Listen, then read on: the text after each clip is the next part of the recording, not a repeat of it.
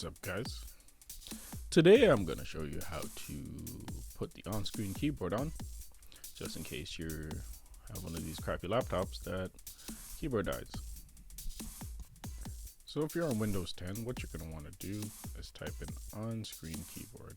This also works with Windows 8 as well. Might work with Windows 7.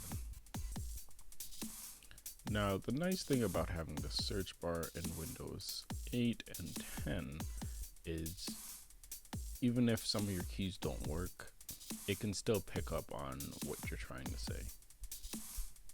This is not ideal if you're a heavy computer user, but if you want to get back to searching the web, this is a great little fix. Anyways, that's it for me. I'll see you guys in the next video.